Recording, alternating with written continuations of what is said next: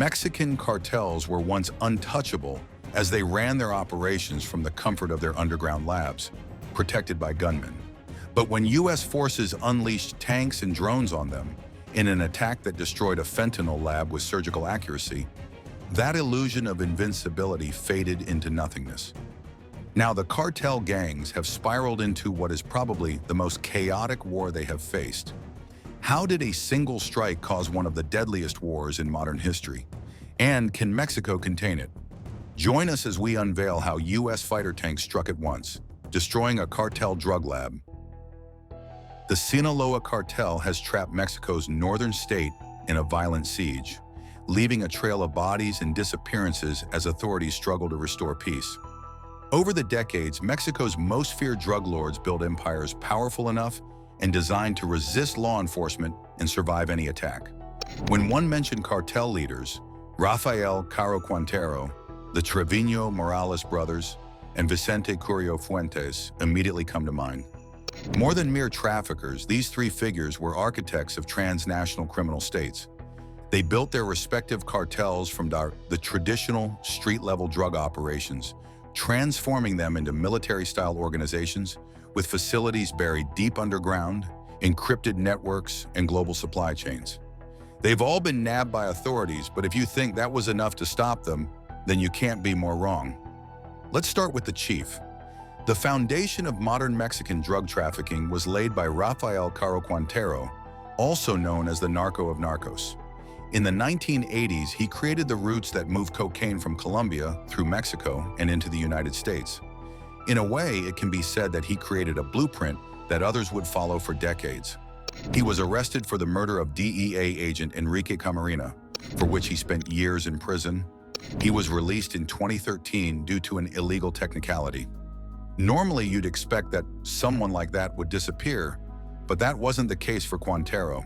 Instead of disappearing, he rebuilt his criminal network from underground hideouts in Sinaloa. When authorities were hot on his tail again, he used satellite internet, encrypted phones, and secret tunnels to avoid capture. If you've ever heard that Mexico's justice system struggled to contain figures whose power extended beyond prison walls, Quintero was a perfect example. Then there's the Trevino Morales brothers, Miguel and Omar, who turned Los Zetas into one of the most violent cartels in history. They had a bit of an edge because of their backgrounds in Mexico's elite military units. They came into the criminal world with battle tactics. They had foot soldiers who drove armored trucks, used night vision gear, and carried out coordinated attacks like the military. Many cities in northeastern Mexico lived in perpetual fear of Los Zetas because they taxed businesses as if they were the government. They ran kidnapping rings and eliminated rivals with military efficiency. To put into perspective, their cartel operated more like a rogue army than a gang, and their military discipline made them one of the most challenging threats for authorities to confront.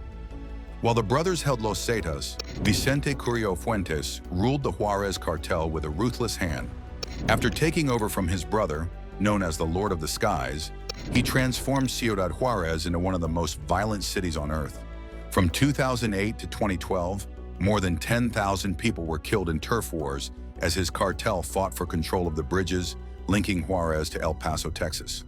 The cartel's strength came not just from violence, but from architecture. They built vast underground facilities that remained invisible to local police and aerial surveillance for years. Inside the bunker, there are living quarters, safe room for keeping weapons, and a command center with multiple computer systems and satellite phones that could rival a modern military mini-command center. To add to that, they even had a medical bay for treating wounded cartel members.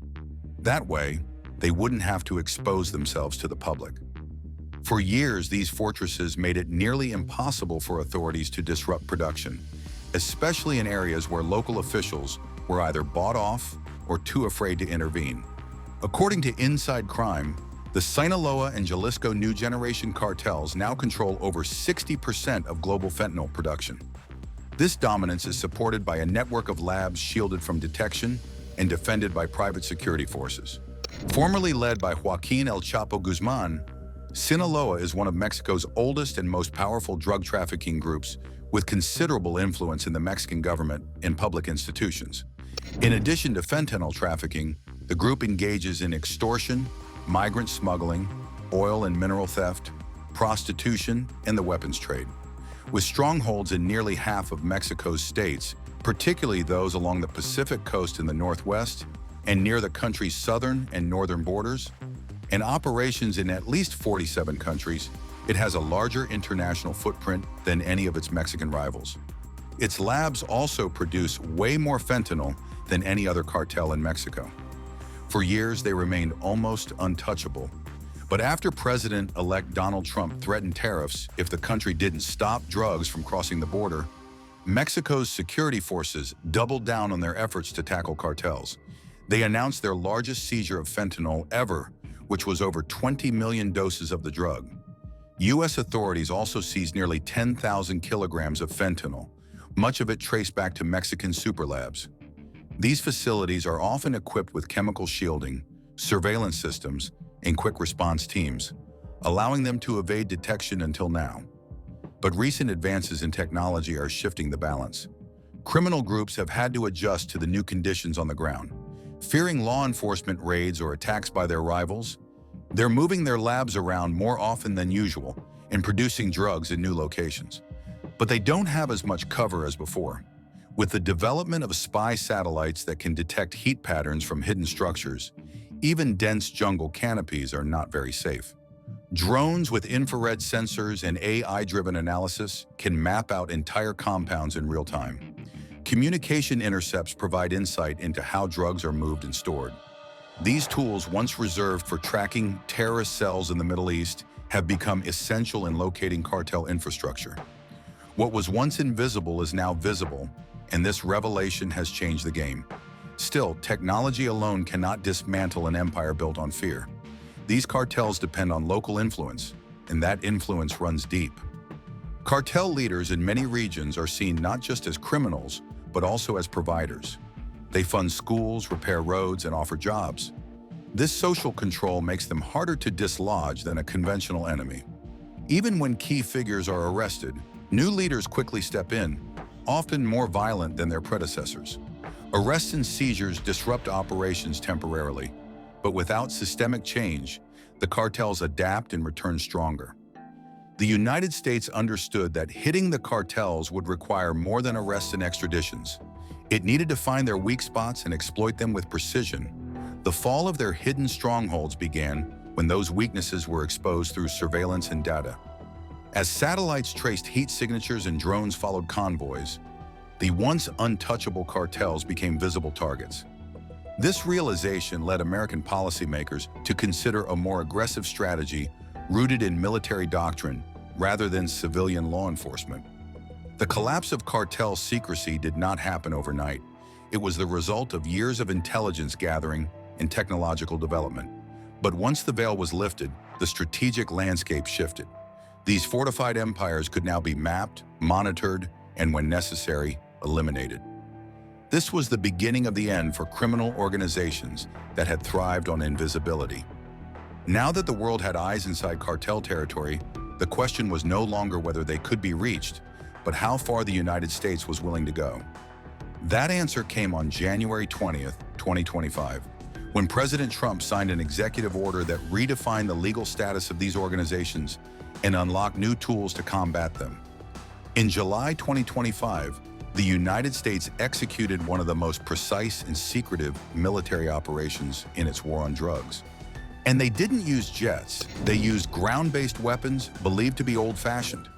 The military used a seamless integration of the Phoenix drone and a tank so precise it made other modern artillery into a joke.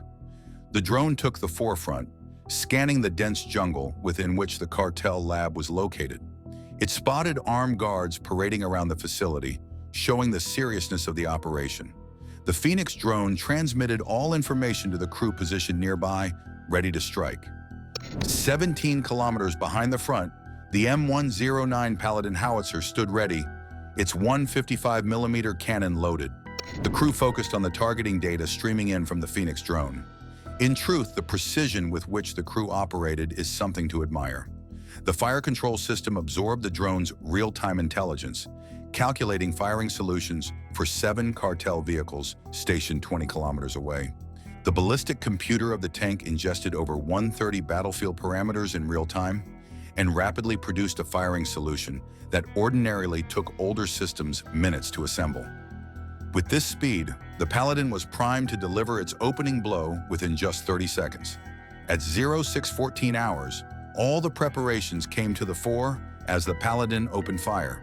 If any critics of military tanks were present, they would have found themselves in shock as the Paladin showcased the full potential of multiple round simultaneous impact, or MRSI, something that you probably don't expect from a tank.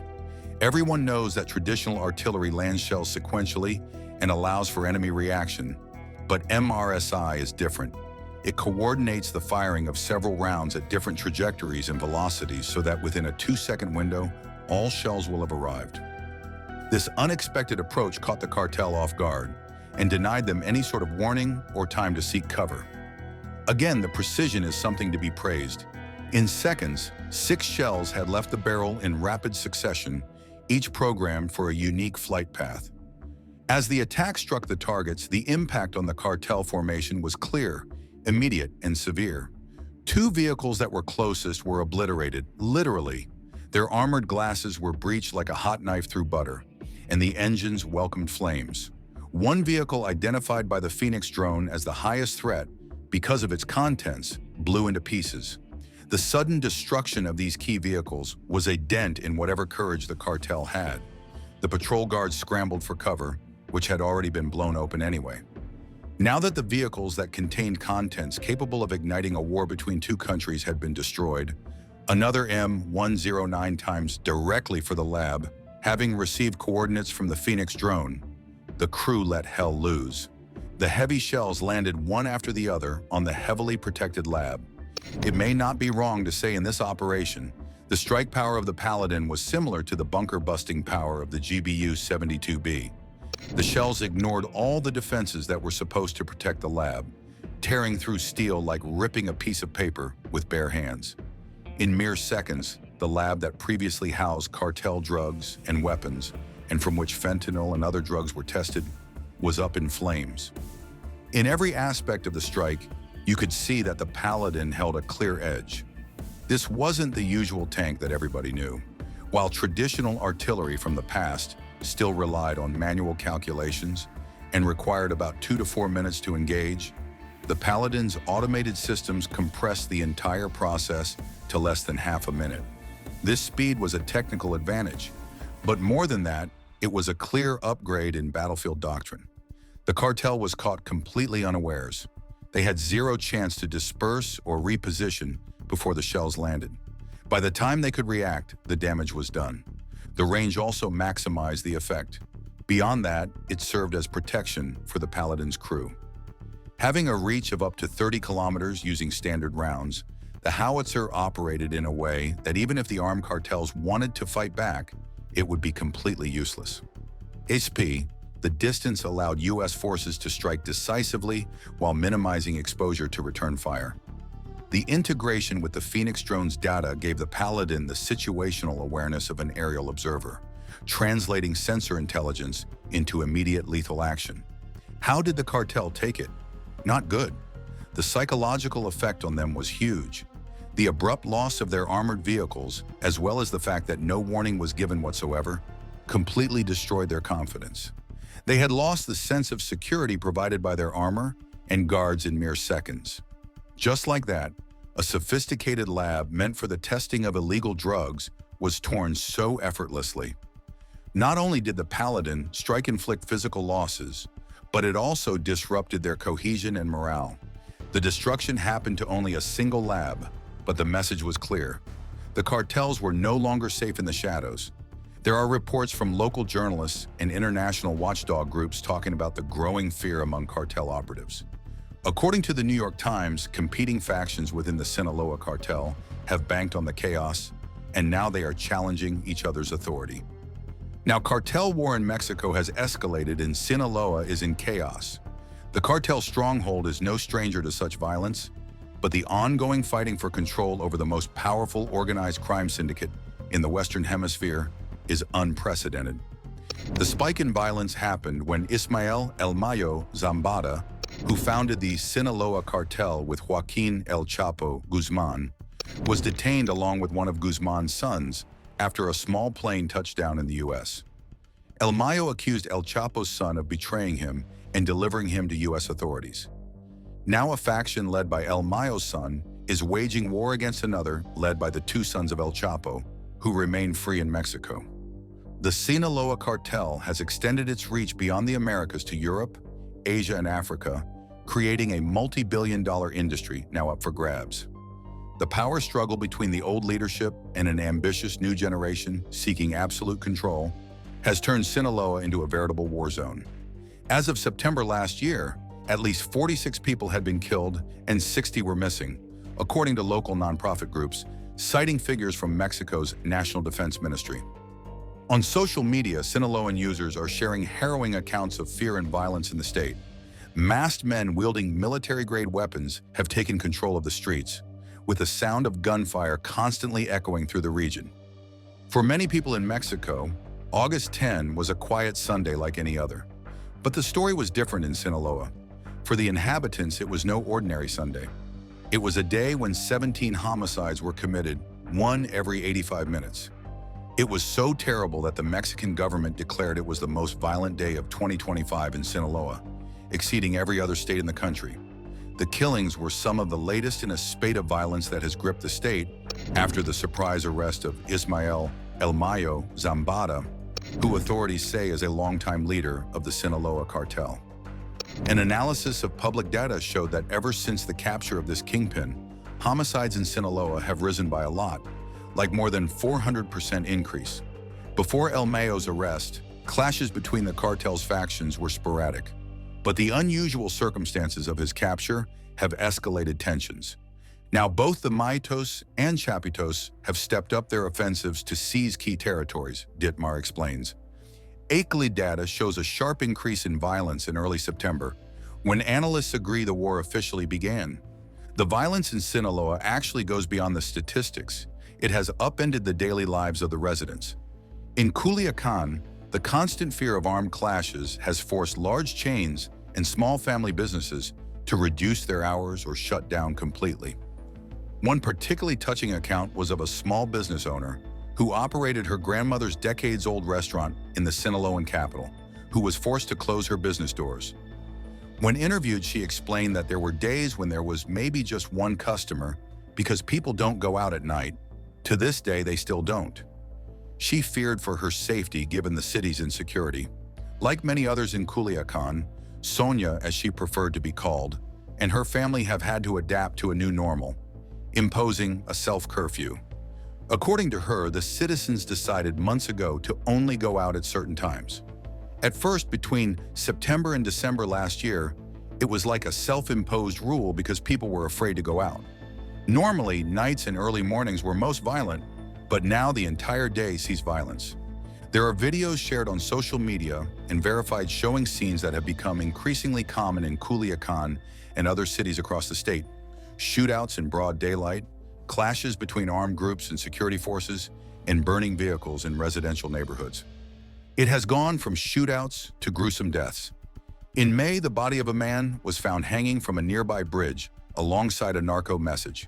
Just 1 month after that, a human head was left near a tourist site in Culiacan, and 2 weeks after, several police officers were seriously injured in a nearby ambush. Exactly 1 year after El Mayo's arrest, Mexican President Claudia Sheinbaum said her government was taking action. She claimed that they were working and would bring peace to Sinaloa. But for someone like Sonia, that promise feels distant. The Mexican government has piled thousands of soldiers into Sinaloa, but has proven unable to curb the violence. The last 2 months have been the most violent yet. Overall, the war has left nearly 3,000 dead or missing. The strike by the U.S. weakened the cartel by no small means. What happened in Sinaloa is not the end. Far from it, it's only the beginning. As long as there's demand and profit, the cartel will endure. The question is not whether they can be stopped, but whether the two countries will give what it takes to stop them. Forget everything you thought you knew about tanks. While the powerful M112 Abrams and the formidable KF-51 Panther grab the spotlight with their firepower, Japan's Type 10 is quietly changing the game. Sleek, fast, and adaptable, this tank is built for more than just combat. It's designed for precision and speed. Whether it's taking on enemy tanks, making quick strikes, or handling the most challenging battle scenarios, the Type 10 excels. But what makes this Japanese beast stand out from the rest? Could it be more formidable than the United States and Germany's battle tanks? Join us as we explore all of the intriguing reasons why this Japanese tank will change everything. 70 years ago, on July 5, 1943, the Battle of Kursk began, becoming one of the deadliest tank battles in history. The skies over the Russian city of Kursk exploded with firepower as German tanks, including the fearsome Tigers and massive Ferdinand tank destroyers, charged into battle. These German tanks were deadly machines, built to crush their enemies with overwhelming force. One German tank commander even managed to destroy 22 Soviet tanks in under an hour, demonstrating the power of these war machines. But the Soviets didn't back down. With over 6,000 heavy tanks of their own, the Russian forces fought with determination. They used close-quarters tactics, planting mines under the German tanks to disable them. Despite the Germans' powerful tanks, the Russians' fierce resistance and dangerous strategies turned the tide of the battle. After 8 intense days, the German tanks were worn down and unable to continue their attack. The Soviet counteroffensives then crushed the German forces, delivering a crushing blow to their ability to fight on the Eastern Front. The Battle of Kursk proved just how deadly tanks can be, changing the course of the war and altering who holds the upper hand. Tanks, with their armored shells and powerful guns, have long been feared on the battlefield.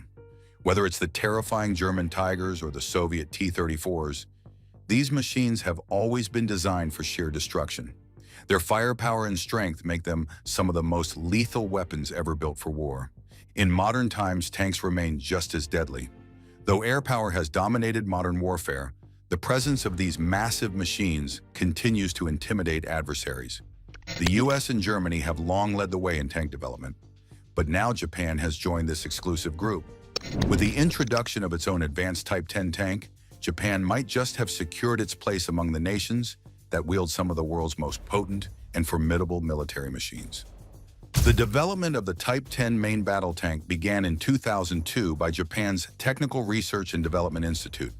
By 2006, a prototype was ready, and testing took place in 2007 and 2008.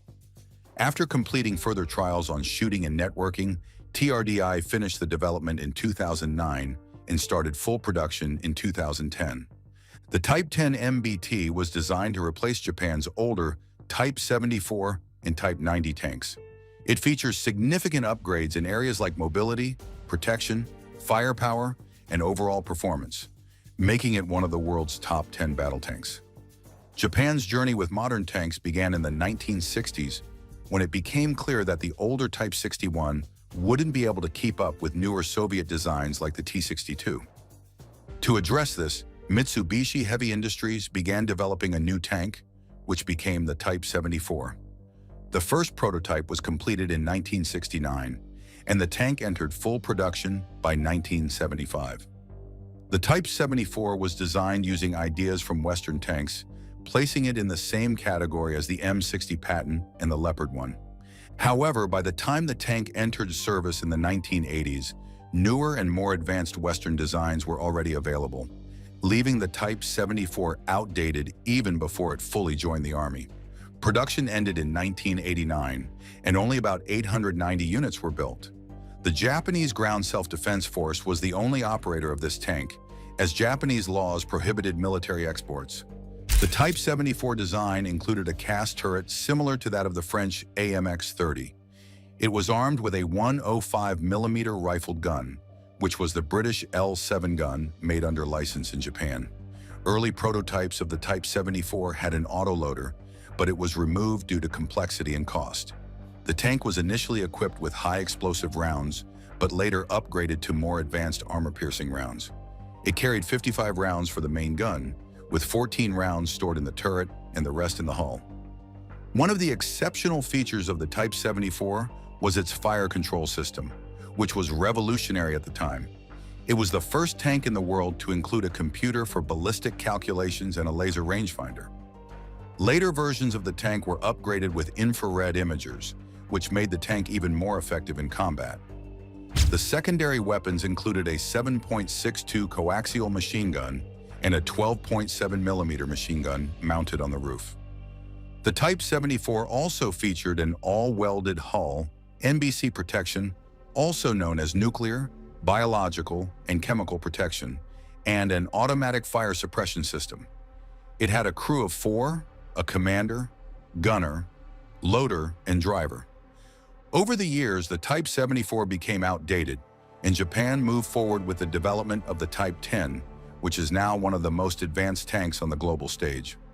The Type 10 is an embodiment of Japan's military innovation and a formidable force in modern armored warfare, joining a select group of nations, including the US and Germany, with access to such powerful battle tanks. With its cutting-edge technology, high maneuverability, and superior performance, the Type 10 is now a key player in Japan's defense strategy, marking a new chapter in the evolution of military tanks. The Type 10 MBT is equipped with a sophisticated turret featuring an automatic loading system. This advanced system allows the turret to rotate 360 degrees, ensuring it can track and target enemy forces from any direction. The tank is armed with a powerful 120mm L44 smoothbore gun, which is manufactured by Japan's Steelworks under license. This gun offers immense firepower and precision, making it a formidable weapon on the battlefield. The 120mm L44 smoothbore gun is capable of using all standard NATO 120mm rounds, as well as those specifically designed for the Japanese Ground Self-Defense Force. However, the most intriguing feature is the Type 10's ability to fire the Type 10 APFSDS, or armor-piercing, fin-stabilized, discarding sabot round. This unique round is specially designed for the Type 10 and can only be fired by this tank's gun, giving it a significant edge in terms of firepower over its competitors. One of the key innovations in the Type 10 is the auto-loading mechanism, which eliminates the need for a dedicated crew member to load the gun. As a result, the Type 10 operates with a smaller crew of just 3, the commander and gunner in the turret, and the driver in the hull. This reduction in crew size contributes to the tank's efficiency and overall performance, while also minimizing the risk to personnel. The auto-loading mechanism is housed in the rear section of the turret, giving the tank its distinctive appearance. The gun is aimed with the help of a set of advanced sighting arrays that provide 360-degree visibility, both day and night. These sighting systems offer exceptional target identification and tracking capabilities, even in low-visibility conditions. Additionally, the barrel of the gun is fitted with a muzzle reference sensor located to the right of the muzzle. This sensor plays a crucial role by detecting any slight deformation or warp in the barrel, ensuring the gun maintains optimal accuracy at all times. However, the most important question is how effective and formidable it really is when compared to battle tanks from other developed nations. So how does the Type 10 compare to the United States M1A2 Abrams and the German Kf-51? The M1A2 Abrams is one of the strongest and most respected tanks in the world, used by the US Army.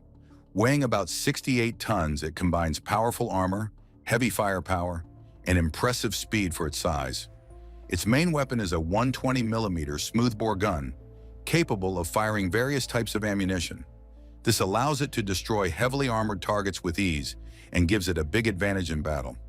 The tank is operated by a crew of 4 people, a commander, gunner, loader, and driver. Inside, it is packed with advanced technology like thermal imaging, computerized fire control, and reactive armor, which helps it survive enemy attacks. With these features, the M1A2 is not just tough, it's smart too, making it a fearsome opponent on any battlefield. The M1A2 was officially approved for production in 1990 as an upgraded version of the M1A1 Abrams.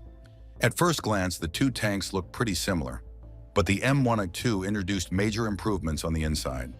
On the outside, the most significant changes include a redesigned commander's weapon station and a new commander's independent thermal viewer located near the loader's hatch. These upgrades help the tank become even more powerful and effective. One of the most impressive innovations inside the M1A2 is the Inter-Vehicle Information System, also known as IVIS. This smart system lets different vehicles share information with each other instantly and automatically. Thanks to an onboard navigation system, commanders can track their units' locations in real time without distracting the crews. IVIS also lets soldiers quickly mark enemy positions, send artillery requests, and share mission orders. Everything is fast, automatic, and smooth, helping the whole team stay connected in the heat of battle. To keep this valuable information secure, all IVIS data is transmitted through a secure SINCGARS radio system, making it difficult for enemies to intercept. The M1A2 also improves on the hunter-killer method first used by Germany's Leopard 2 tank. With the new commander's independent thermal viewer, the tank commander can now search for targets at any time, day or night, and even through smoke or bad weather, while the gunner focuses on firing. This speeds up the tank's ability to find and destroy enemies before they even know what's happening. Besides IVIS and CITV, the M1A2 also receives several electrical upgrades. Power is now distributed through multiple paths within the tank, so if one part is damaged, electricity can still reach critical systems via backup routes. The driver's controls were updated with a new digital display, and the gunner's primary sight was stabilized better, meaning more accurate shots even when the tank is moving. In 1995, the U.S. Army introduced another improvement, known as the M1A2 SCPOR System Enhancement Package. This upgrade aimed to bring all M1 and M1A2 tanks up to the same modern standard.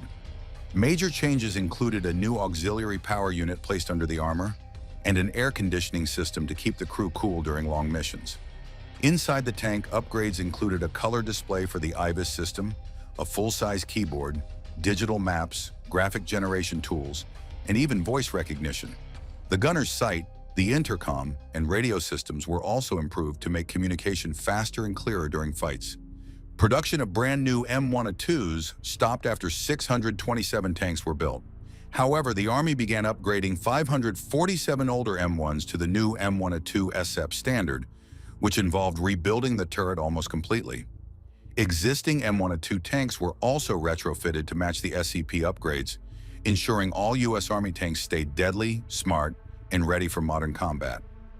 Comparing the capabilities of the American M1A2 Abrams and Japan's Type 10 is quite interesting. Both are fierce in their own ways, but they were built with very different ideas in mind. One is a massive heavyweight made to crush anything in its path. The other is a fast and smart fighter made to dance around enemies with speed and technology. Let's dive into what makes these two tanks so unique. First, let's talk about size and weight. The M1A2 Abrams is a giant, tipping the scales at about 68 tons. It's built like a fortress on tracks, able to take a beating and keep moving. On the other hand, the Type 10 is much lighter, weighing around 44 tons. Japan designed it to be fast and agile, perfect for the country's many mountains and tight spaces. While the Abrams is like a heavyweight boxer, the Type 10 is more like a quick and clever martial artist. Both tanks pack serious firepower. The Abrams is armed with a 120mm smoothbore gun that can fire a variety of NATO rounds. This gives it great flexibility against different types of targets, from enemy tanks to bunkers. The Type 10 also uses a 120mm smoothbore gun, built specially by Japan Steelworks. It can fire regular NATO rounds too, but it also has a special trick up its sleeve, the Type 10 APFS-DS round, a unique armor-piercing shell designed for maximum punch against modern armor. The crews inside these tanks are a little different too. The M1A2 Abrams needs 4 soldiers to operate: a commander, a gunner, a loader, and a driver. In contrast, the Type 10 only needs 3 because it has an automatic loading system that handles the job of loading shells into the gun. This not only saves space inside the tank, but also makes it a little lighter and faster. Technology is where both tanks really shine. The M1A2 Abrams is loaded with high-end tech, including thermal imaging to spot enemies day or night, a commander's independent thermal viewer that lets the commander find and mark targets even while the gunner is firing, and the smart inter-vehicle information system, which allows tanks to talk to each other and share battlefield information instantly. The Type 10, while smaller, is no slouch in the technology department either. It has full day and night sights, a muzzle reference sensor that checks if the barrel has warp during battle, and a smart communication system that lets it share data with other units in real time. Plus, the Type 10 can actually adjust its suspension to lower or raise itself, giving it better firing angles or making it harder to hit. Armor is another big difference. The M1A2 Abrams is like a tank in the truest sense. It uses thick composite and reactive armor to survive direct hits. Meanwhile, the Type 10 uses modular armor, which means armor plates can be swapped out depending on the mission. If speed is needed, it can go lighter. If protection is needed, it can bulk up. Eventually, the choice between these two tanks comes down to what one needs on the battlefield. The M1A2 Abrams is a fearsome force, made to dominate in heavy, head-on battles where firepower and protection matter most. The Type 10 is made for fast, smart warfare, where quick moves, good communication, and flexibility win the day. But how do both of them compare to the renowned and formidable KF-51? The defense world has been buzzing about the KF-51 Panther tank, and it's easy to see why.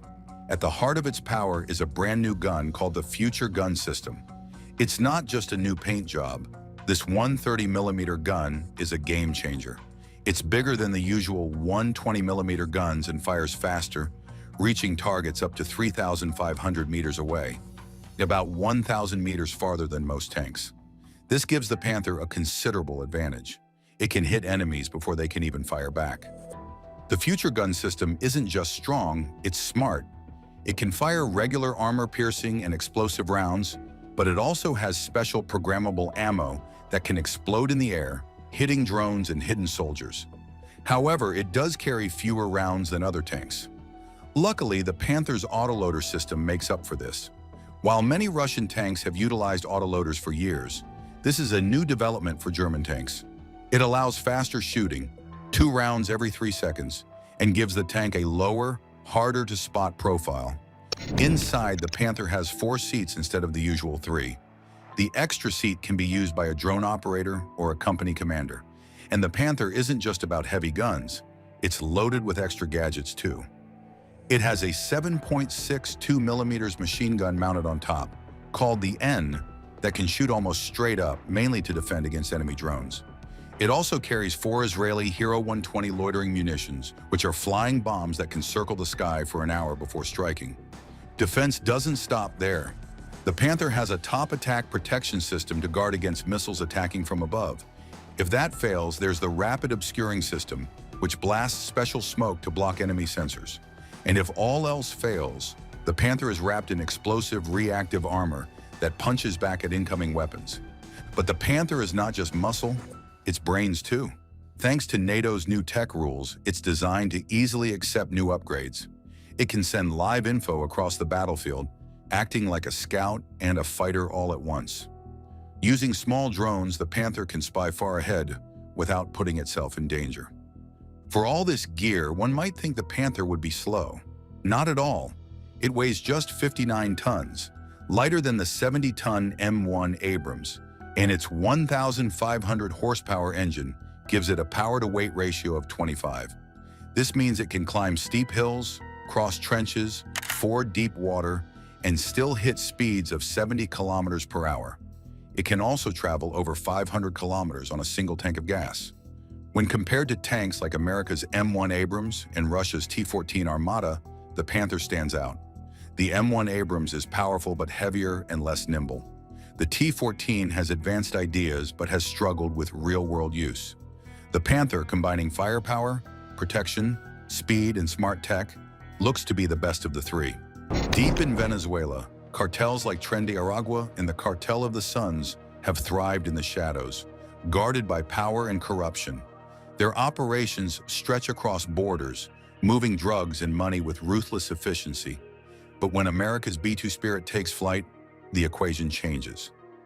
Nearly invisible to radar, the stealth bomber carries the mother of all bombs, built to erase strongholds in seconds. What follows changed the rules of engagement in the hemisphere. Everyone talks about Mexican cartels, the Gulf Cartel, Los Metros, Los Rojos, Sinaloa, Los Chapitos, La Melliza, and of course the Jalisco New Generation Cartel, CJNG. Their names dominate the headlines. Their battles spill across Mexico's streets, and their reach extends deep into the United States. But while the world fixates on Mexico, there's another front in the narco wars that hardly ever makes the news: Venezuela. Venezuela is home to some of the most dangerous and least understood cartels in the hemisphere. Chief among them is Tren de Aragua, the country's most powerful homegrown criminal syndicate. Born in Venezuela's prison system, the group has transformed from a local gang into a multinational criminal enterprise. Human trafficking, extortion, kidnapping, and large-scale drug smuggling are just the beginning. Tren de Aragua has successfully projected its power abroad, spreading tentacles into Colombia, Peru, Chile, and even as far as Spain. And then there's the shadowy network known as the Cartel of the Suns. Unlike Tren de Aragua, this isn't a ragtag army of street enforcers or prison-born killers. The Cartel of the Suns is something far more dangerous. A drug trafficking organization composed of high-ranking Venezuelan officials with deep ties to the military and intelligence services. Its name comes from the sun-shaped insignia worn by Venezuelan generals, many of whom are implicated in running cocaine routes in partnership with Colombian cartels and even foreign terrorist organizations. Investigations over the years have linked its operations to none other than Nicolas Maduro himself, the sitting president of Venezuela. Together, Tren de Aragua and the Cartel of the Suns form a one-two punch unlike anything else in Latin America. One cartel rules the streets with brutal violence, while the other enjoys state-level protection and resources. That combination has allowed Venezuela to evolve into a key hub for cocaine trafficking, rivaling even Colombia. But here's where things get even more explosive. Recently, these Venezuelan cartels have been formally designated as international terrorist organizations. This isn't just a label, it changes the entire game. When a group is listed as a terrorist entity, the United States can treat them the same way it treats ISIS or Al-Qaeda. That means not just sanctions and indictments, but military force. Airstrikes, raids, and covert operations all become options on the table. For years, Washington has accused Maduro's government of turning Venezuela into a narco state, but diplomatic constraints kept the response limited to economic measures and covert interdictions at sea. Now, with the terrorist designation, the gloves are off. These cartels are no longer seen as just criminal enterprises. They are treated as threats to U.S. national security, which brings us to the operation you're about to see unfold. Venezuela is about to learn what it means to face the B-2 Spirit, America's stealth bomber, a weapon so advanced that even calling it an aircraft doesn't quite do it justice. To the untrained eye, the B-2 looks almost alien, a flying wing with no tail, no vertical stabilizers, and barely a silhouette against the night sky. To radar operators on the ground, it looks like nothing at all. Nicknamed the Beast, the B-2 was built for one purpose: to slip through the most heavily defended airspace on Earth and strike without warning. Its radar-absorbent skin and low observable profile make it virtually invisible to traditional detection systems. Even infrared tracking struggles because the B-2's engines are buried deep inside the fuselage, masking heat signatures and reducing the thermal trail it leaves in the sky. If you think you can find it by pointing sensors into the heavens, you're already too late. And when it arrives with surgical precision. The B-2 Spirit can carry more than 40,000 pounds of ordnance hidden within its internal bays. From GBU-31J dams, GPS-guided bombs, to the massive GBU-57 bunker busters designed to penetrate fortified structures, the aircraft is capable of dismantling an entire drug complex in seconds. This is why the B-2 Spirit is most suitable for the Venezuelan mission. No other aircraft in the arsenal can deliver such power with such discretion. The journey alone is a feat of endurance. From Whiteman Air Force Base in Missouri, the B-2s launch under the cover of darkness. These aren't short-range sorties. With a maximum range of 11,000 kilometers before refueling, the Spirit is built for global missions. But even so, a Venezuelan strike requires mid-air tankers at carefully chosen points. High above the Atlantic, in a silent rendezvous, KC-135 Stratotankers extend the wings of the beast, topping off its fuel for the long flight south. Inside the cockpit, Just 2 crew members control this Leviathan. Sitting side by side, they rely on advanced digital displays and fly-by-wire controls to navigate one of the most sophisticated aircraft ever built. The workload is immense, long hours over open ocean, constant radio silence, every move rehearsed to perfection. Missions like this demand more than skill. They demand stamina, discipline, and the ability to function inside a pressure cooker. As they close in on Venezuelan airspace, the Spirit descends to low altitude, hugging terrain with advanced navigation systems that allow it to fly covertly just above the ground. Venezuelan radar operators, already stretched thin, scan their scopes for any sign of intruders. They find nothing. The beast is already inside. The target, a cartel-run drug production facility nestled deep in the Venezuelan interior, guarded by foot soldiers and protected under the silent watch of the Cartel of the Suns. Intelligence suggests the lab is pushing thousands of kilos of cocaine onto international routes every month. The strike isn't just symbolic. It aimed to cripple a vital artery of the cartel's empire. The Spirit lines up for release. Bomb bay doors open silently against the rush of air. At that moment, Venezuela's most secretive cartel stronghold has no idea that the end is already falling from the sky. With pinpoint GPS guidance, 2 JDMs detach, plummeting through the night before hitting their mark with surgical accuracy. The earth shakes. Fireball after fireball tore through concrete and steel. In less than a minute, what had taken years to build would be reduced to rubble and flame. By the time Venezuelan air defenses scrambled to respond, the beast would already be vanishing back into the night, undetectable, untouchable, and gone. Only the wreckage left behind testifies to its presence. Each B-2 Spirit cost nearly $2 billion, making it one of the most expensive machines ever built. Maintaining it requires another $20 million annually, with teams of engineers dedicated to keeping its stealth skin pristine. It is not a tool used lightly, but when it flies, it carries with it a message. No fortress, no cartel, no narco state is beyond America's reach. This isn't just imagination. It echoes a precedent already carved deep beneath the mountains of Iran at Fordo.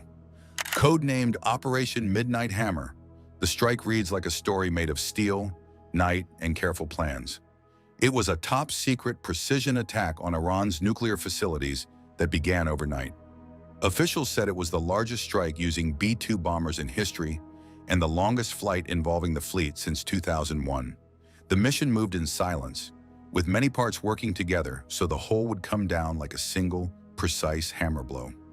The size of the mission is hard to imagine at first. More than 125 aircraft took part. That number alone makes the event feel huge.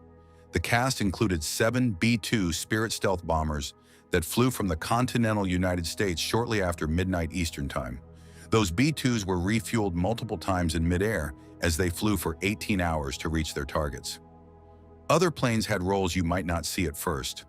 B-2s used as decoys to draw attention one way, while the real bombers went another.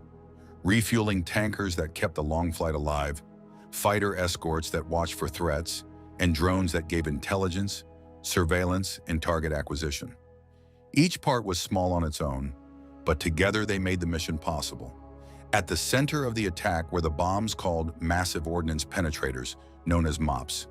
The mission included the first use of these bombs in combat. Before this, they had only been used in testing. Saying first use carries weight. A weapon moves from the lab into real life. That is a large step.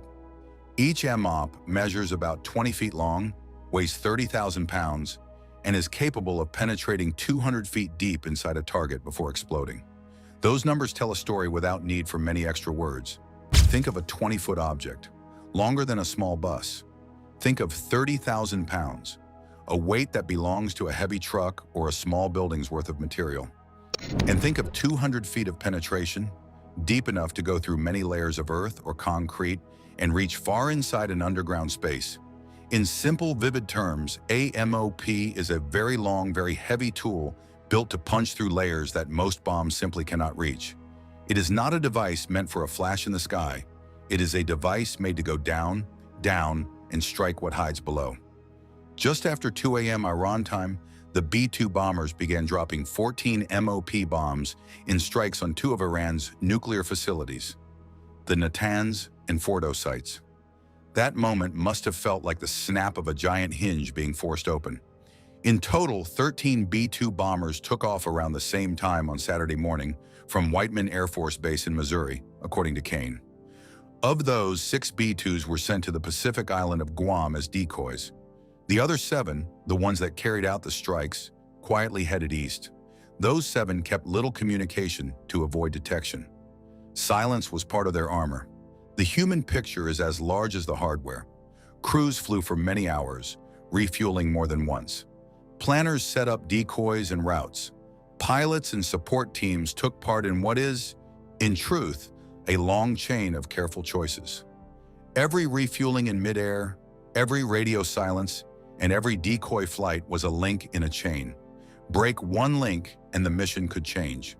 In the press room at the Pentagon after the attacks, U.S. Defense Secretary Pete Hegseth spoke in clear, hard words. "Iran's nuclear ambitions have been obliterated," he said during a press briefing. That kind of language is absolute and final sounding. It is meant to show that the action had a single, clear aim, and that goal, according to the words given, was reached. And yet the mission's neat lines, craft, bombs, timing, and words also point to the strange mix of modern war. High technology paired with long human hours, prayer-like patience before a strike, and a sudden heavy action in the dark. A bomber that uses stealth seeks to be unseen. A MOP seeks to be unstoppable once it is on a path downward. The mission mixed both stealth and force, the B-2s to slip in unseen, and the MOPs to go deep and smash what was buried. The timing mattered. The B-2s left shortly after midnight Eastern Time. They flew for 18 hours. The bombs fell just after 2 a.m., Iran time. Those hours are lives of their own. The long hum of engines, the quiet work of crews, the dark stretch of a globe passed over. For the people on the ground near the targets, the strikes were a matter of moments. Just before the bombers let loose their loads, 24 submarine-fired cruise missiles were launched toward a third nuclear site inside the country. Those missiles rode low and slow across the water and sky. They were fired first, but because they fly more slowly and had a long trip to make, they did not hit until a little after the heavy bombs from the long-range stealth planes had already fallen. That timing, missiles launched from beneath the waves, then heavy bombers passing overhead, mattered. It was not a random flare of violence. It was a layered strike, a plan of pieces meant to work in order. The submarine shot its missiles to help shape the fight on the ground. The big stealthy bombers carried the largest weapons. Both kinds of weapons moved toward the same kind of target. Hardened, buried facilities built to survive ordinary attacks. The result was a hard hammer of different tools hitting one goal from different angles. On the morning after the strikes, people watched for the machines to return. All 13 of the stealth bombers that had moved in the operation were expected back at their base in Missouri early Sunday afternoon. But not all the planes took the same path. 6 of them had been sent as decoys toward a Pacific island, a move meant to draw eyes the wrong way while the real strike group crept east. Whether those decoys ever touched down on that distant island was not clear. The 7 that carried out the strikes, the ones that flew quietly east and kept radio silence to avoid detection, were the ones that dropped the heaviest bombs. The president spoke to the nation later that night from the White House. He stood with senior leaders behind him and spoke in a voice that meant to close a chapter. A short time ago, the U.S. military carried out massive precision strikes on the 3 key nuclear facilities in the Iranian regime, he said. He named the aim, plainly, to destroy the country's ability to enrich uranium and to stop what he called a looming nuclear threat. He declared the strikes a spectacular military success and said the facilities had been completely and totally obliterated. The speech was sharp and simple. It told a story of final, crushing force. Those words were meant to show certainty, but people who watch these things closely know that certainty after a strike is a process, not a single sentence. Officials on the scene said the initial read from the field was that the guided weapons had hit the places they were meant to hit and had the effect the planners wanted. Yet a full picture of damage, especially to underground hardened facilities, takes time. Experts must look at before and after images, signals, and when possible, on-the-ground checks. The immediate claim of destruction is a strong one. The full truth of what was broken or left standing will be known only after patient work. Officials also stressed the careful edge of the plan. They said the operation had been the product of long weeks and months of positioning and preparation so that everything would be in place when the order came. The plan used misdirection, secrecy, and what was called the highest level of operational security. Few people in the Capitol were told the timing or details. Congressional leaders reportedly learned that the mission had begun only after it was underway. The strike force moved with a small crew in each bomber, 2 people per plane, and those crews flew in and out without detection, according to commanders. Stealth and silence were the armor of the night. One striking note in the day's account was the near lack of response. The defenders on the ground did not launch fighters or surface-to-air missiles as the strike unfolded. Prior to the attack, Allied strikes had reportedly spent days degrading the country's air defense systems, destroying much of the fighter fleet and leaving airfields badly damaged. Those earlier blows did not come from the main strike force that night, but they shaped the battlefield by limiting the target's options. With the sky made quieter by those losses, the bomber crews found fewer threats to dodge and fewer alarms to set off. Commanders emphasized that the mission was aimed at nuclear capability, not at civilians or a change of government. They said no troops or civilian structures were targeted. The message, officials said, was intended to be surgical. Remove the means of a bomb while leaving the larger political map in place. At the same time, leaders said that public and private channels were being used to offer the country a chance to come to the table and negotiate afterward. In other words, the strike was meant to be a hard stop, not an all-out attempt to remake a country. The night's pace also showed how modern war moves beyond the single strike. A submarine beneath the waves launched missiles. Stealth bombers flew long, refueled many times, and dropped heavy ordnance designed for deep buried targets. Fighters and tankers circled to shield and sustain the mission. Drones watched and fed eyes to those in the sky. Each piece had a job, and each job fit into a chain. Break the chain, and the plan could fail. Troops in the wider region were left in a tense state. Some units were not warned in advance of the attacks. Commanders elevated protection measures across the area, especially at key bases and in nearby states. When a strike this large lands, the ripple of worry and the need for protection spread fast. Forces on the ground prepare for possible reprisals, for accidents, and for the hard work of keeping people and systems safe while leaders sort through the political fallout. Finally, the night reminded everyone that in modern conflict, the line between war and politics grows thin. A president's words, a commander's plan, the silent run of a submarine, and the hush of a bomber's radio all meet in a tight, sharp window. The words used afterward, of obliteration, of prevention, of no intent to change a regime, become part of a story told to the world. Yet that story is not the whole truth. It is a version chosen for now. The quiet after the storm is not empty. Assessments will continue. Images will be analyzed. Leaders will watch for reaction. And the people who live near the broken sites will begin to count the cost. For a few hours on one long night, a vast set of machines and plans converge to strike deep and hard. The immediate act is done. The consequences are only just beginning to unfold. Now, in preparation for a possible attack, the Venezuelan government announced that more than 4.5 million militia members would be prepared, activated, and armed to patrol the streets from north to south, east to west. Imagine lines of civilians turned into fighters, neighborhood watch groups flipped into armed units, and whole cities threaded with checkpoints. The plan calls these forces peace squadrons and ties them together with police and military units to guard the capital and patrol local blocks. The promise, nobody will ever touch the nation. The reality, a society rehearsing for conflict. The announcement came after reports that naval warships, including guided missile destroyers, have taken positions near the country's waters and that thousands of foreign troops have been moved into the region. In Washington, leaders have been pressing a campaign to choke off drug trafficking, and they have raised the reward for information leading to the arrest of the country's leader, doubling the bounty to $50 million. At the same time, Authorities say they seized more than $700 million in assets tied to the leader's inner circle: private jets, vehicles, and other property. The message from outside was clear. Pressure on the regime would grow, with money, law, and military presence all in play. These events are being spun in stark terms on both sides. The government in the capital called the moves provocative and hostile. It answered by activating the militia and arming local patrols. The leadership's language has been blunt and theatrical. Militia members, prepared, activated, and armed, will march through cities, squadrons will guard neighborhoods, and the entire country will be organized into defensive quadrants. The rhetoric is meant to reassure supporters and to show that the state can mobilize most of its people at a moment's notice.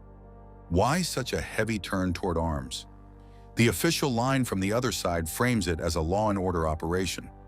Washington says it is going after drug traffickers who move narcotics into the United States and has accused the government of ties to major drug networks.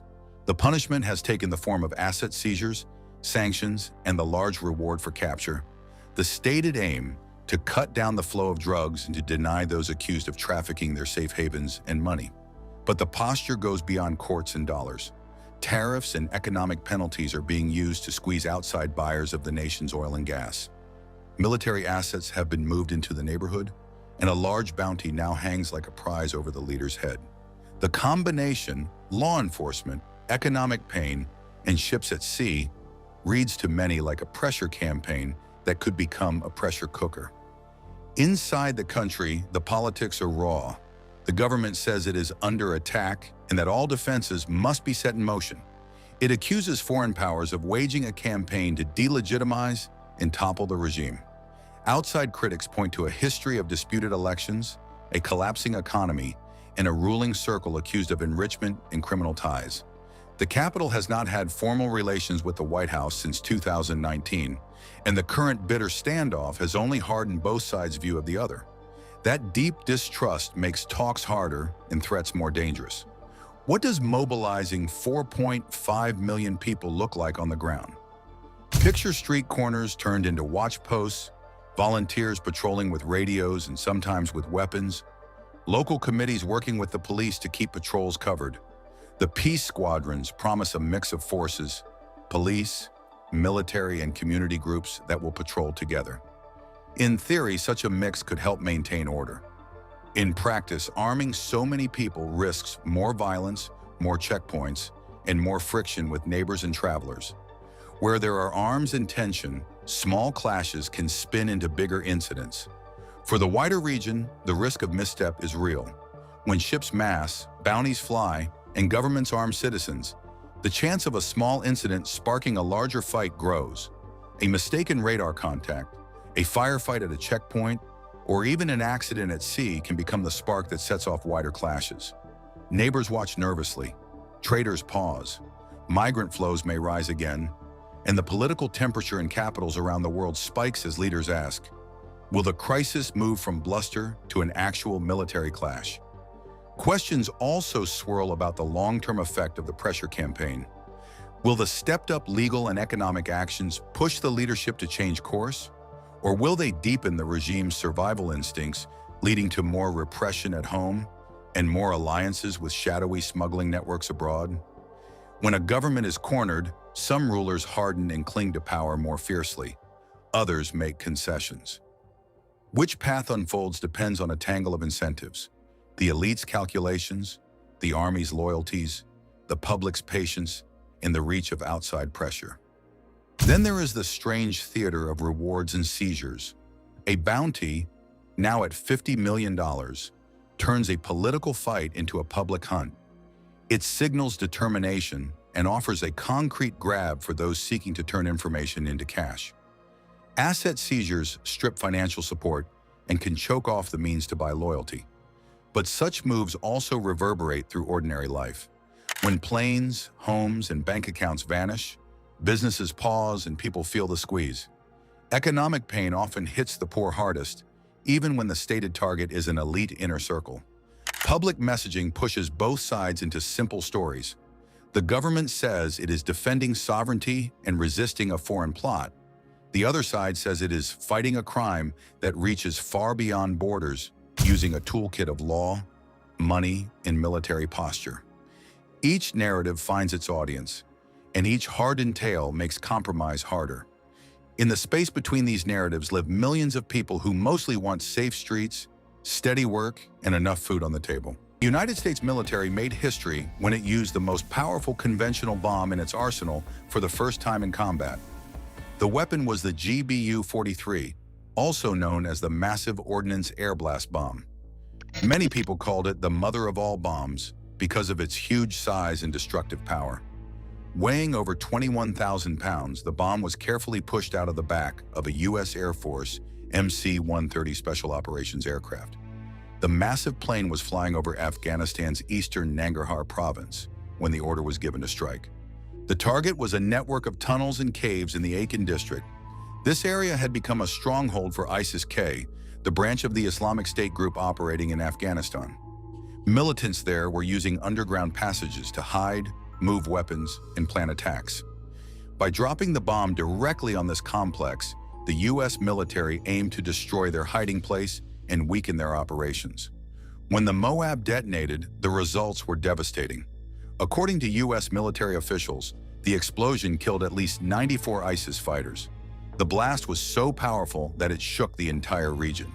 The strike was widely seen as a show of American military strength. The use of the Moab caught the world's attention. Newspapers, television channels, and online outlets around the globe reported on the bombing. Many saw it as a message not only to ISIS, but also to other potential enemies of the United States. Analysts said it showed that under President Donald Trump, the U.S. military was willing to use its deadliest non-nuclear weapons without hesitation. Countries like North Korea were believed to have taken note of the signal of power. Now imagine what would happen if the same kind of firepower were directed at powerful drug cartels instead of ISIS. These criminal groups often build hidden labs, warehouses, and secret tunnels, much like terrorist organizations. A single strike with a weapon like the Moab could wipe out a massive drug production site in seconds. Cartel leaders, who rely on fear and secrecy, would suddenly realize that their hiding places offer no safety against such overwhelming force. It would send a chilling message to all criminal networks that their vast empires could be reduced to rubble instantly.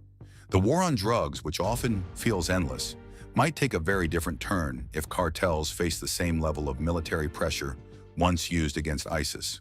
When people talk about the mother of all bombs, it often gets confused with another monster in America's arsenal, the massive ordnance penetrator. But these two weapons, while both huge and terrifying, are very different in design, purpose, and use on the battlefield. Todd Harrison, a defense budget expert at the Center for Strategic and International Studies in Washington, D.C., described the Moab as a crash project. After the September 11, 2001 terrorist attacks, the United States found itself facing al-Qaeda and the Taliban on unfamiliar terrain in Afghanistan. Harrison explained that this was an adversary whose tactics were uncertain and difficult to predict, and the U.S. military was willing to try almost anything to gain the upper hand.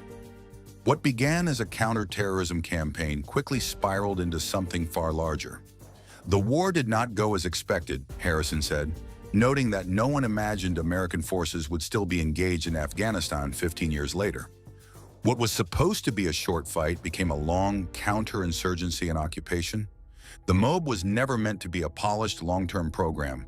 It was a quick-turn effort to meet an urgent battlefield need, not a formal procurement project. The Air Force acted as the system integrator, piecing it together from available technology, and in the end, only about 15 bombs were ever built. Interestingly, part of the bomb's design drew from technology found in Soviet-era intercontinental ballistic missiles. It was tested in Florida at Eglin Air Force Base back in 2003, but for more than a decade, it sat unused in real combat. That changed dramatically when it was finally unleashed against ISIS fighters in Afghanistan. Restarting production of the Moab today would be no simple task. Harrison pointed out that most of the original parts are no longer available, and newer components would require a redesign and fresh rounds of testing. Inflation and modern manufacturing costs would push the price far higher than the original estimates. For that reason, He believes it is unlikely that the Air Force will ever restart full-scale production, especially given the limited demand. But the Moab was never just about blowing things up. It was also about psychological warfare. Harrison emphasized that the bomb's very existence sends a signal. Developing and fielding it quickly showed potential adversaries that the U.S. was willing to innovate rapidly when faced with new threats. The idea that America could build such a massive weapon in-house, practically on the fly, complicates enemy decision-making and forces them to think twice. Retired Air Force General T. Michael "Buzz" Mosley echoed this point. He explained that the Moab was designed for wide-area effects, both physically and mentally. The sheer blast effect makes it devastating on the battlefield, but it also delivers a powerful message to anyone watching. It tells opponents and even allies that the U.S. is willing to unleash unprecedented force when needed. Mosley had firsthand experience commanding during this era. Between 2001 and 2003, he led the 9th Air Force and U.S. Central Command Air Forces at a time when the Air Force still had the BLU-82B Daisy Cutter bomb, the Moab's predecessor, deployed forward. While he did not comment on why the Moab was chosen over the massive ordnance penetrator for the ISIS strike, he did stress that both weapons were in limited supply. One thing that makes the Moab outstanding is that it is all about creating a massive air blast. As its name suggests, it is meant to explode above ground or just on softer surfaces, such as cave entrances or tunnel systems. The key here is that it does not have to burrow deep.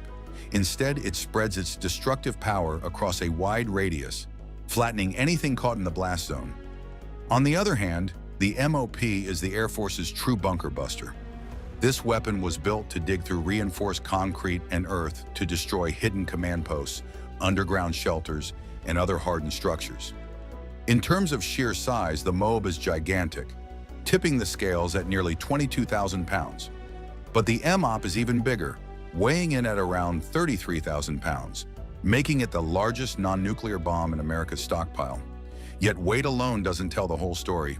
What makes the Moab so infamous is its payload. Packed with nearly 18,000 pounds of high explosives, it creates a blast equal to roughly 11 tons of TNT.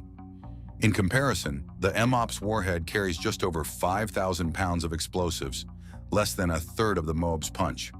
So why is the MOP considered the bigger bomb? Because size here is about purpose. The MOP's bulk is what allows it to punch deep into the earth before detonating, destroying underground facilities that normal bombs could never reach. The Moab, by contrast, is designed to devastate everything above ground or in shallow tunnels with overwhelming shock waves. It's not about precision burrowing, it's about unleashing fear and firepower in one enormous strike. Deployment is another key difference. The Moab is pushed out of the back of a cargo plane, specifically a C-130 aircraft, and once released, it uses its fins to guide itself toward the target. The MOP, however, is far more advanced. It is GPS-guided and designed to be carried by stealth bombers, such as the B-2 Spirit. This gives it the ability to penetrate defended airspace and deliver its deep striking payload with pinpoint accuracy. Despite this capability, the MOP has never been used in combat, while the MOAB made headlines when it was dropped in Afghanistan in 2017 against ISIS-K fighters hiding in caves. Military leaders have praised the thinking behind these weapons. Retired Air Force General T. Michael "Buzz" Mosley once explained that using the Moab in Afghanistan was a brilliant move given the target. According to him, commanders spend enormous amounts of time weighing the risks of collateral damage and blast effects. The Moab, despite its size, was chosen carefully because it was the right tool for the job, massive enough to collapse tunnel systems, but deployed in a way that limited unnecessary destruction. For military enthusiasts, both the Moab and MOP represent the extremes of conventional warfare. The Moab is a psychological weapon as much as it is a physical one. Its detonation shakes not just the ground, but also the confidence of anyone on the receiving end.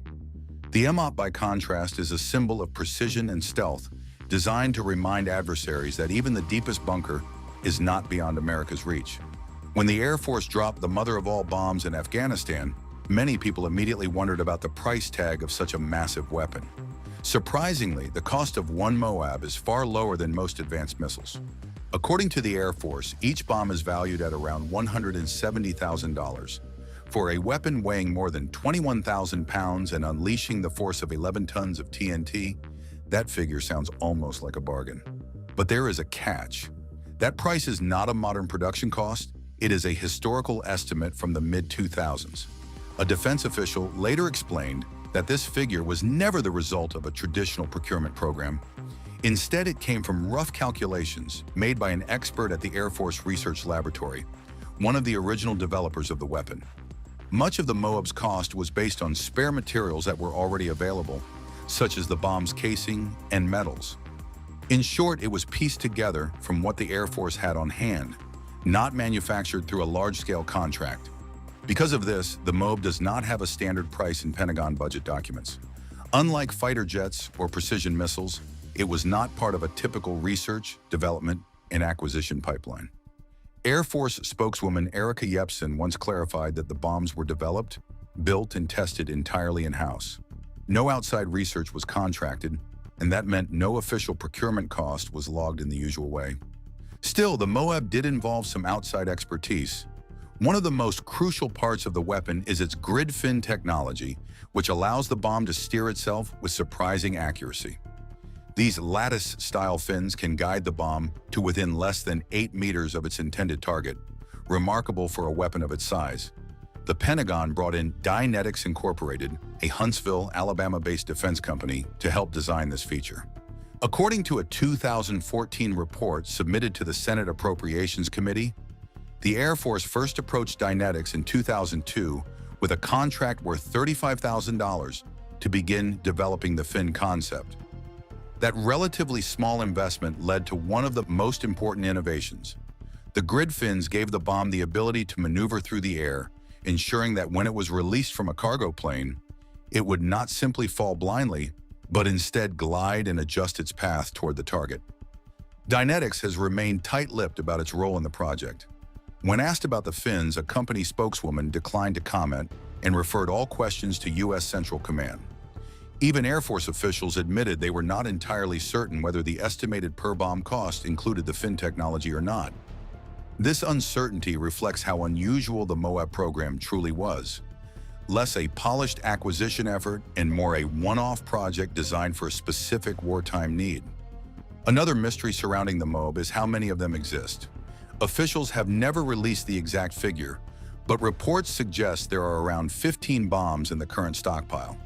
Their exact locations, of course, remain classified. An auditor could attempt to assign a more precise value to each bomb in storage today, factoring in materials, labor, and upgrades. But the Air Force has kept those details under wraps. For military enthusiasts, this backstory highlights what makes the Moab so fascinating. It is not just its raw explosive power that makes it legendary, but also its origin as a kind of Frankenstein weapon built from spare parts, innovative fin technology, and rapid in-house development. It was designed for a very specific mission in Afghanistan, to collapse caves and strike fear into America's enemies. And it did exactly that. Its relatively low cost and unusual history only add to the mystique of the mother of all bombs. But despite its dramatic first use, there were many questions about whether the Moab would be used often in future conflicts. One issue was cost. The bomb is estimated to cost about $170,000 each. While this is not as expensive as some advanced missiles, experts pointed out that other weapons could deliver similar or even greater explosive force. For example, a single B-52 bomber can carry a payload of bombs that together equal or exceed the power of one Moab. Another problem was supply.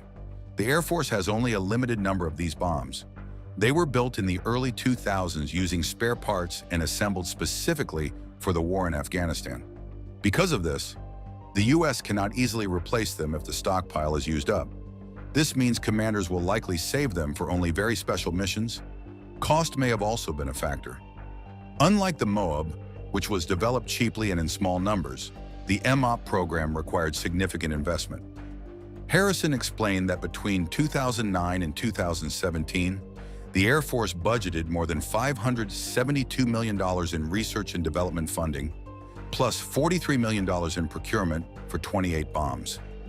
That works out to more than $21 million per bomb, a staggering difference when compared to the Moab's estimated $170,000 cost.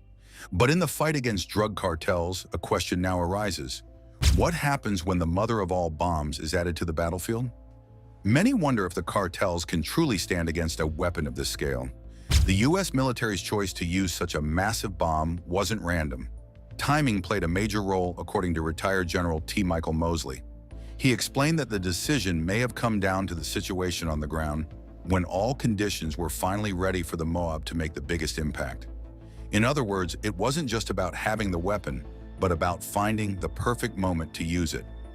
He suggested the military might have seen an easy match, the right location, the right enemy concentration, and the right time. Still, many asked why the Moab was chosen instead of other heavy options, like the B-52 Stratofortress. The B-52 can carry more than 50 bombs, each weighing 750 pounds, and when unleashed together, their destruction is comparable to the Moab's single massive strike. Jeffrey Lewis, a professor at Middlebury College who follows arms control issues, pointed out that the B-52 could have delivered a similar level of damage while offering flexibility. So why gamble everything on one giant weapon? The Air Force's answer was simple. Officials insisted that they have many munitions at their disposal, and each one is chosen based on the target. Anne Stefanik, an Air Force spokeswoman, explained that it isn't about showing off the biggest bomb, but about using the right tool at the right time. For the caves and underground drug labs hidden deep within cartel territory, the Moab seemed to be the ideal choice. Its blast penetrates deep into the earth, collapsing tunnels and wiping out hidden operations that smaller bombs might miss. This move also sent a psychological message. For the U.S., dropping the Moab would not be just about destroying a target. It was about showing cartels and the world that America has weapons they cannot possibly match. The nickname alone, Mother of All Bombs, creates an image of unstoppable force, spreading fear even before it detonates. It tells enemies that no place is truly safe, not even underground.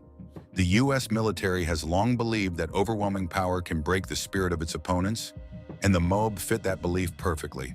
Yet the debate continues. Is it necessary to use such a weapon on cartel strongholds, or is it more about making a statement? Critics argue that smaller, more precise strikes could have done the job without the massive display. Supporters counter that the Moab would not only destroy the target, but also send a clear message that future cartel expansions into underground networks would not survive.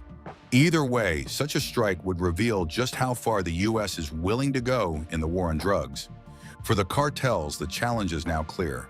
They have long relied on secrecy, tunnels, and hidden labs to protect their empire. But with the Moab in play, those defenses seem fragile. No bunker is too deep, no tunnel too safe, when a weapon designed for military warfare comes crashing down on them. The real question is whether cartels can adapt quickly enough, or if this marks the beginning of a new phase where their underground world is no longer untouchable when dealing with the most dangerous Mexican cartels. However, following the designation of these cartels as foreign terrorist organizations in January 2025, America has decided to resort to military tactics, including the deployment of heavy-duty machines like the 30,000 bunker buster. How damaging is this for the cartels? Could this be the beginning of the end of cartel operations in the United States? Join us as we uncover the game-changing deployment of America's bunker buster on Mexican cartels. For many years, the United States has been at the forefront of manufacturing some of the biggest upgrades in military tactics and weapons. The latter has been a huge part of the United States' identity, guiding it to the top of the pile amongst the strongest military in the world. While the country has created military enforcement, including fighter jets, warships, and aircraft carriers, which have been instrumental in its countless victories in numerous wars, a new type of problem seems to have forced the United States military into the creation of something bigger, stronger, something completely capable of fatal destruction regardless of its location. These new investments are called Massive Ordnance Penetrator, which are also known as MOPS. These bombs were designed to target countries with deep bunkers, like Yemen, Iraq, and all over the Middle East. Hence, with these specifications in mind, the GBU-57 Massive Ordnance Penetrator was created in 2011. This guided bomb unit was developed to weigh just over 30,000 pounds and 20.5 feet long, giving it the required length and mass to create a super blast upon impact with these underground bunkers. However, before Boeing created this behemoth of a bomb, the United States already had the MOAB, the Massive Ordnance Air Blast, or colloquially called the mother of all bombs.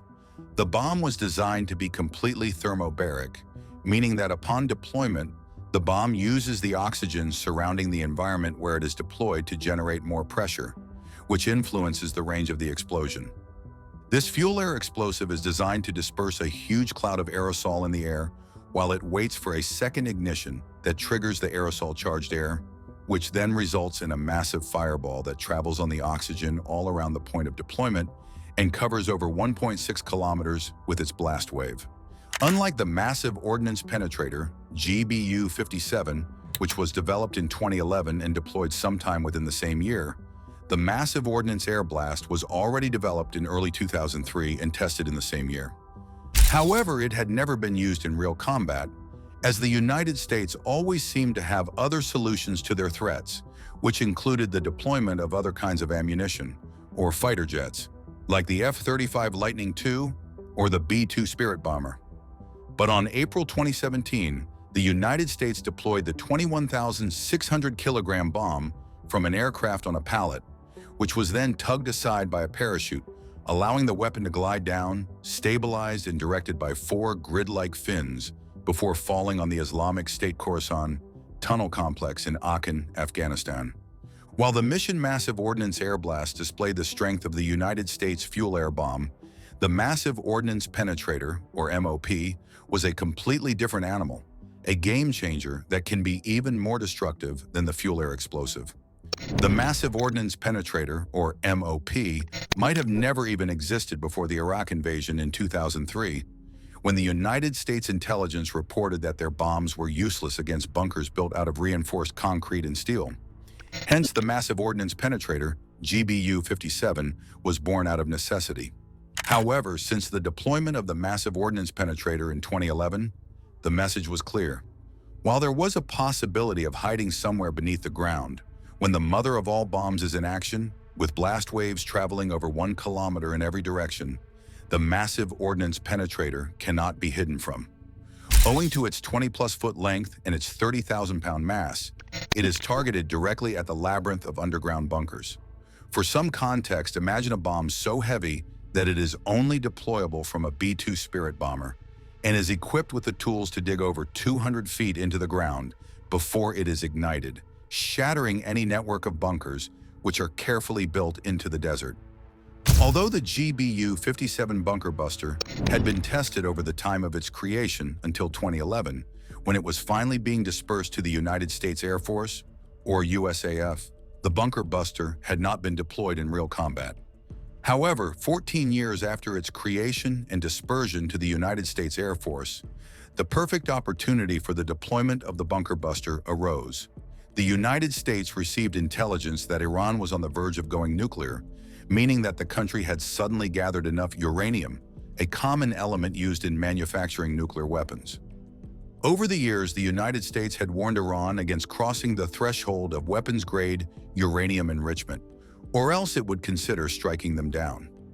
While Iran had been complaining for some time, it stopped as soon as it got the backing of the Kremlin, with whom it remains in an agreement to supply it with drones as the Russo-Ukrainian war continued.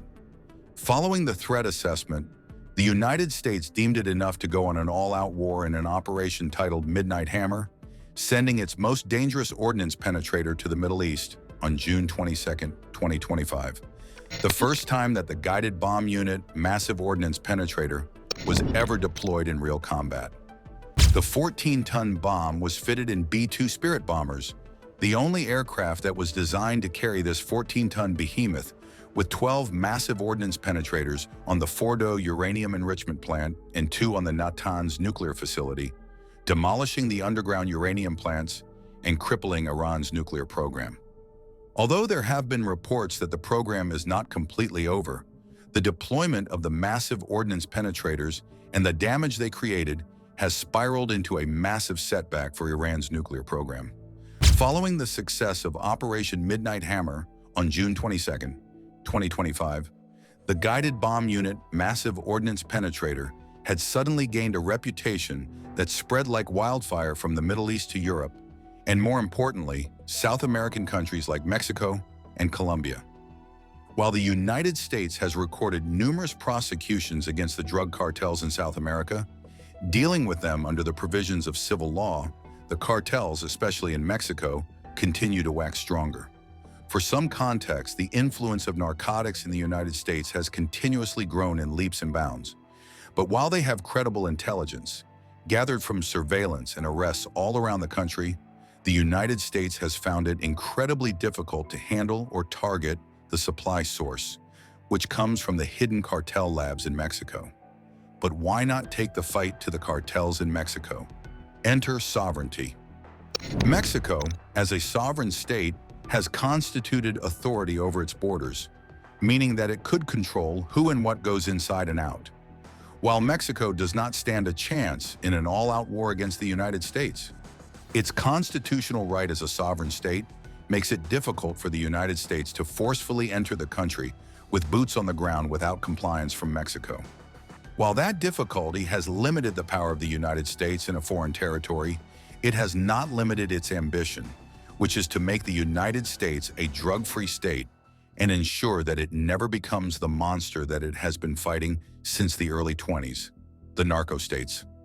However, with their ambitions stoked by the continuous bombardment of the United States-Mexico border by drug cartels and their runners, they planned an initiative that involved both countries in the operations to take on a common enemy, the cartels. First, they made the Merida Initiative in October 2007, where the United States, Mexico, and other South American countries, which are also narco states, were also looking for ways out of their cartel-sized problems. By 2008, the two countries had signed the initiative into law and immediately made headway in stopping some of the biggest drug busts in the history of the United States and Mexico at the time. In response, the Merida Initiative, a package of U.S. anti-drug and rule of law assistance to Mexico, began. As part of the Merida Initiative's focus on shared responsibility, the Mexican government pledged to tackle corruption. The U.S. government pledged to address drug demand and the illicit trafficking of firearms and bulk currency to Mexico. Both governments struggled to fulfill those commitments. While the initiative seemed to be working at the time, the Mexican government was not particularly at peace with the United States' continuous probing into their internal affairs, and described the initiative as too trigger-happy, especially as the United States continued to shoot on sight. The Mexican government stopped its communication with the United States in early 2018, reducing the amount of information that it was given to them. Although the United States tried to salvage the relationship between the two countries, Mexico had reached a decision that seemed impossible to overturn. By 2020, the relationship between the two countries had broken down, and there was no point of return. Following the breakdown of the Merida Initiative, Andrés Manuel López Obrador, also known by his initials AMLO, decided against renewing a joint task force between the two nations and chose to solve their internal problems following Mexican constitutional laws. As soon as the conversation failed between the two countries, the cartels in Mexico got braver and smarter, improving their operations with rare equipment and personnel that they did not used to have. The Mexican cartels soon joined forces with other cartels to create an easier network to get their narcotics into the United States, where most of their narcotics were sold. The Colombian cartels and the Venezuelan cartels produced the most cocaine in Latin America. Hence, they ferried it through the Mexican cartels, who worked the United States-Mexico border with their drug runners, but have recently upgraded their operations with drones. For some context, the Sinaloan cartel, a transnational criminal organization that deals in multiple smuggling operations, has recently been linked to the use of huge military-grade materials like unmanned aerial vehicles, especially drones. According to Robert Bunker, co-founder of the Small Wars Journal, in an email exchange with Insight Crime, when he was discussing the dangers of the upgraded operations in the cartels, he confirmed that drones serve multiple functions, including intelligence, surveillance, and reconnaissance, as well as command and control in clashes between cartels, against Mexican state forces, or even against self-defense groups. Following the continuous use of drones and military-grade weapons in day-to-day operations by these transnational cartels, the United States felt the pressure heavily, with top officials in the American defense making claims that the cartels in Mexico could definitely strike back against the United States, using military-grade unmanned combat aerial vehicles, otherwise called UCAVs, as a weapon of choice. According to Stephen Willoughby, the acting director of the Counter Unmanned Aircraft Systems Program Management Office in the United States Department of Homeland Security, nearly every day, transnational criminal organizations use drones to convey illicit narcotics and contraband across the United States borders and to conduct hostile surveillance of law enforcement. To assert his claims and fears and possibly force the hands of the United States into taking swift actions against the cartels, he gave more statistical data relating to the last 6 months of 2024, when over 27,000 drones were detected within 500 meters of the United States southern border, operating nearly 60,000 unique flights, the majority of which were conducted at night or at restricted altitudes, to smuggle the super addictive methamphetamine and fentanyl narcotics into the country. While his claims were valid and proven through data, the United States remained handicapped in solving the problems, as it could not dive headfirst, boots on the ground, into another sovereign state, regardless of the cause or information available. Soon, the cartel operations had begun to pile up. First, it was the death of American citizens who were killed in Matamoros, Mexico, in 2023, that led to the first serious consideration of moving the cartels up a notch from regular criminals to foreign terrorist organizations. Senator Lindsey Graham proposed the bill in March 2023 with other Republican senators who shared the same perspective. However, he was immediately ruled against by other members of Congress who could not handle the pressure of the politics that possibly came with designating the cartel as a part of the foreign terrorist organizations, because that would suggest that the United States suddenly has the prerogative to use military and possibly nuclear weapons against the cartels, regardless of their location. For some context, the United States had often leveled the big strongholds in Iraq, Iran, and Yemen using military weapons, including bombs, fighter jets, and huge missiles like the AGM-114 Hellfire missiles to rain hell. However, to create this possibility, the United States had to recognize the organizations in these countries as serious threats to national security and designate them as foreign terrorist organizations. To qualify as a terrorist organization meant that they had access to military-grade weapons, had serious involvement in espionage, and also had the military strength to engage in a fight against the United States. Hence, it is easy to see the reason why terrorist cells like Al-Qaeda and ISIS were designated as terrorist organizations. However, the United States at the time did not think that the cartels could have the ability not only to launder money, but also to have an organized paramilitary made up of veteran soldiers and access to aerial weapons that rival theirs. But the recent parade of the Mexican cartel's military might and ability to operate across multiple countries, including Asian and European countries, while laundering money through blockchain using Asian clients, was the perfect precedent to force the hands of the United States government into action.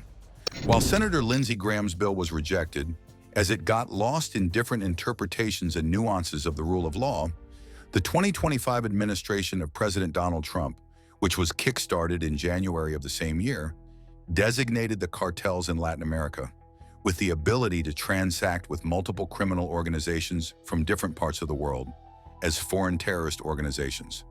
In simpler terms, President Donald Trump's administration had suddenly declared open season on these cartels.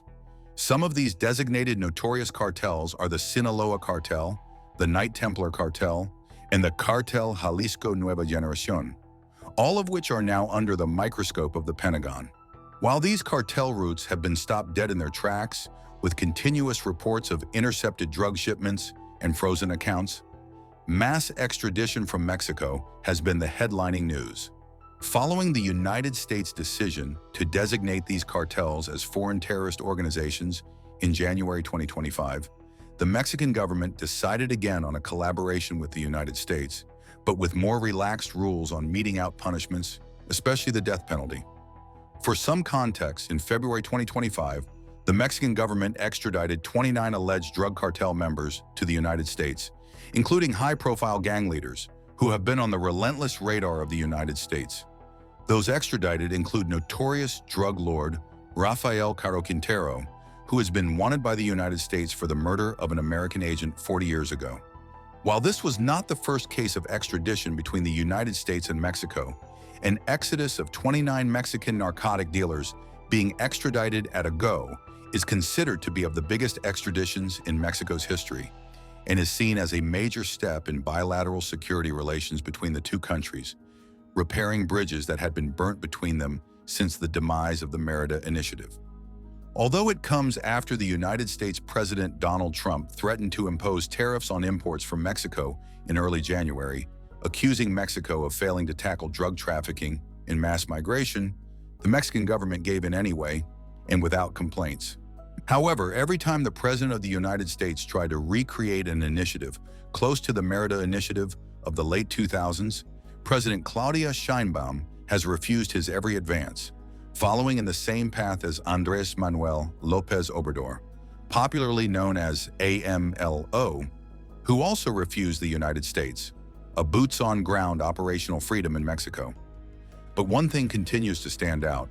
Even with the extradition and heavy crackdown on the cartels, the Mexican cartels, especially the Sinaloa cartel, have continuously pushed the envelope, using even sea routes to gain entry into the United States.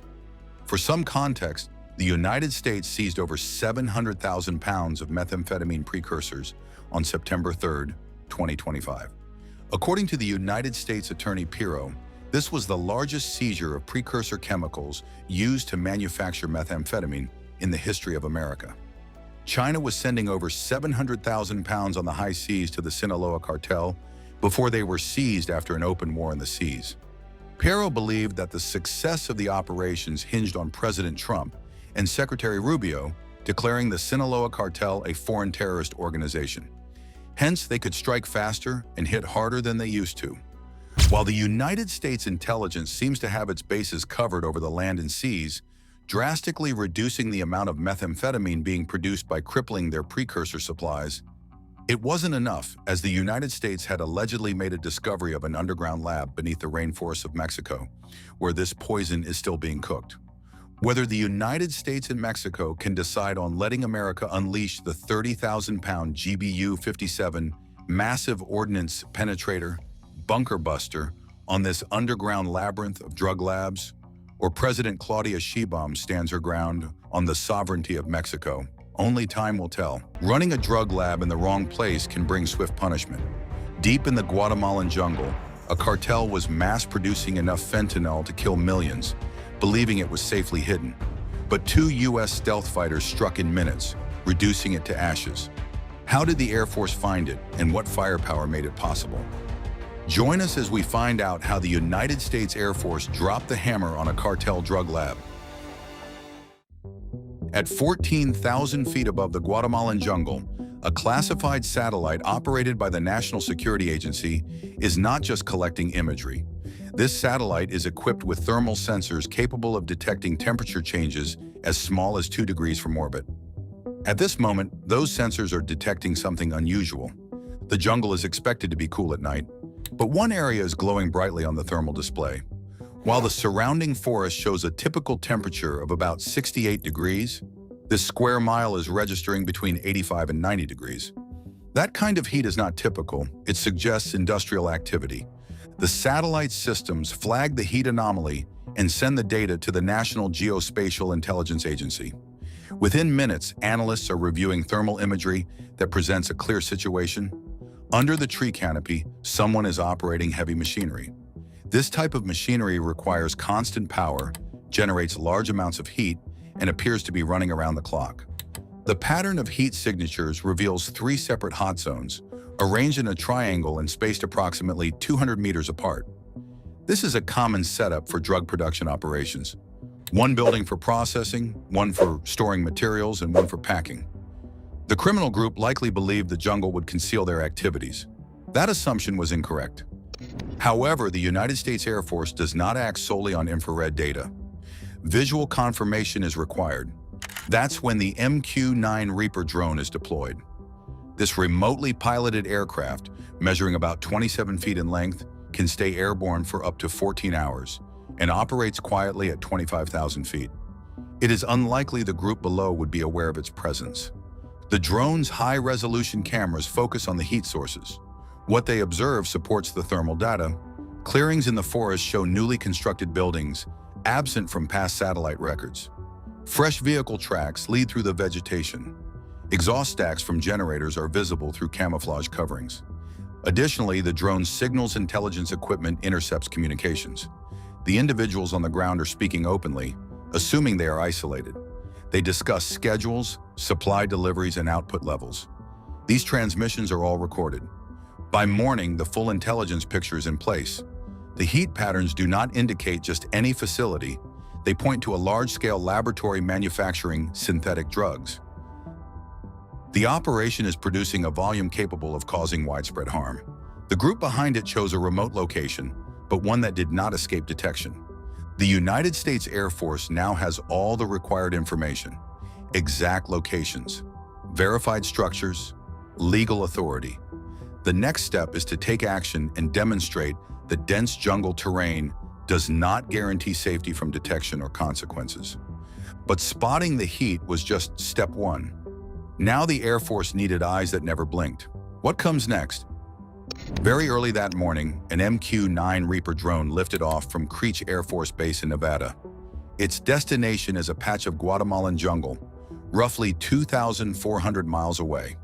The pilots controlling this $17 million unmanned aircraft remain inside an air-conditioned trailer. This reflects how modern military operations can be conducted remotely. Operators can monitor and strike from halfway around the world. The Reaper ascends to an altitude of 25,000 feet and begins a holding pattern over the Cartel compound. From this height, it cannot be seen or heard by anyone on the ground. No engine sound, no visible trail, just a silent aircraft observing from above. Before any action is taken, the drone's mission is to monitor, record, and gather data. Its multispectral targeting system locks onto 3 buildings identified earlier through satellite thermal imagery. This advanced camera can detect small visual details from long distances, recognizing objects like license plates from 15 miles away. Identifying people from 5 miles up is well within its capabilities. For the next 72 hours, the drone maintains its position. It continuously records the activity below. It observes staff arriving early in the morning. It watches trucks delivering supplies late at night. It logs security guards walking patrol routes every 2 hours on a regular schedule. The individuals operating the compound take precautions. They post lookouts along forest paths. They use radios with coded language. They move materials only after dark. However, they never consider monitoring the skies above them. By Wednesday afternoon, analysts with the United States Air Force had completed a full layout of the facility. Building 1 contains the drug processing equipment used to manufacture synthetic opioids. Building 2 stores the finished product in packages weighing 50 kilograms each. Building 3 provides housing for approximately 15 individuals associated with the operation. The drone's electronic surveillance tools intercept radio transmissions. Analysts learn that the group is expecting a major delivery on Thursday night. 3 trucks are scheduled to arrive, carrying the chemical components needed to create 500 kilograms of fentanyl. The estimated value of that shipment on the street is approximately $50 million. That shipment will never arrive. On Thursday morning, additional intelligence is gathered. The drone's heat sensors detect increased thermal output from Building 1. All processing machinery appears to be operating at full capacity. This shift makes identification easier. The higher heat signatures cause equipment to stand out clearly on thermal images. The increased activity also reveals which machines are in use. At the same time, over 1,200 miles away at Eglin Air Force Base, crews prepare F-35 Lightning II stealth aircraft for a precision strike. Each plane carries 2 GBU-31 Joint Direct Attack munitions. Combined, each aircraft is equipped with 4,000 pounds of guided explosives designed for penetrating hardened targets. The operations plan is straightforward: 3 buildings, 6 bombs. By Thursday evening, the drone had sent more than 2,000 high-resolution images to intelligence teams. Every doorway has been noted. Every guard's routine has been tracked.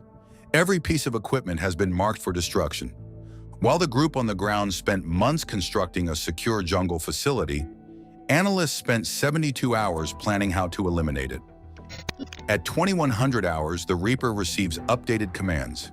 It transitions from surveillance to active target marking. Observation ends. The strike phase begins. On the ground, the individuals involved in the operation continue their routines, unaware that targeting data is already being programmed into the aircraft systems. They rely on the dense jungle for cover. That protection is no longer effective. After 3 days of watching, the Air Force had seen enough. Time to load the jets. But what makes stealth fighters so deadly? At 0300 hours on Friday morning, two F-35A Lightning II stealth aircraft begin rolling down the runway at Eglin Air Force Base. Each of these $80 million jets is equipped with enough firepower to destroy a city block. The group they are targeting has chosen a highly dangerous line of work. The F-35 is not a typical fighter jet. It is a highly advanced aircraft covered in radar-absorbing material. Enemy radar cannot detect it until it is too late. By the time it appears, its weapons are already in motion. Each aircraft is loaded with 2 GBU-31 Joint Direct Attack munitions stored inside the fuselage. These bombs are not unguided. The JDAM system transforms standard 2,000-pound bombs into highly accurate weapons. GPS technology allows them to strike within 10 feet of a target. That level of accuracy makes them effective from 40,000 feet above the ground. Each 2,000-pound bomb holds 945 pounds of tritonal explosive. This amount of energy can break through 11 feet of solid concrete or 22 feet of earth. It is designed to destroy reinforced structures, such as underground bunkers or fortified labs. At 0315, both aircraft lift off into the early morning sky. Their flight time to the target is 2 hours and 43 minutes. At this time, the individuals at the remote compound are still asleep. They do not know that United States aircraft are already in the air. The F-35 cruises at 36,000 feet and remains undetectable by ground-based radar. Its stealth coating absorbs radar signals instead of reflecting them. So to most radar systems, the aircraft appears as either a small bird or not at all. The key technology is found inside the cockpit. The pilot's helmet display provides a full view of the ground below. Thermal sensors reveal heat sources in real time. The onboard systems have already calculated wind speed, air pressure, and gravity. The bombs are fully guided and programmed before release. At 0558, the aircraft reached their designated point, 50 miles from the target. The Reaper drone sends final targeting data. Building 1 shows intense heat activity. The lab is running at full capacity. The timing is precise. Maximum damage. Low chance of escape. At exactly 0600 hours, the lead pilot arms the weapons. The targeting system locks onto the GPS coordinates for Building 1. The bomb bay doors open quietly. From this height, the target will not hear what is coming. At 0601, the first GBU-31 is released. Its fins open, and it begins its 3-minute descent, using satellite data to guide its path. 15 seconds later, the second F-35 drops its weapon. The second target is Building 2, where the processed materials are stored. The pilot observes as the bomb separates cleanly from the aircraft. Both jets then change direction, climbing to 40,000 feet. Their role in the operation is complete. Now, they observe the results. Those running the jungle lab believed their remote location would keep them safe. They did not account for stealth aircraft that cannot be seen or stopped. The bombs were already falling when cartel guards finally looked up. But what happens when 4,000 pounds of explosives hit the earth? At exactly 0604 hours, the first GBU-31 breaks through the jungle canopy at 1,200 feet per second. The guards on the ground have less than 1 second to notice what's coming. The bomb's hardened steel shell drives 3 feet into the concrete floor of Building 1 before its fuse sets off the blast. What follows is a violent display of force. 945 pounds of tritonal explosive becomes a massive wave of hot gas moving at 26,000 feet per second. The pressure reaches 300,000 pounds per square inch.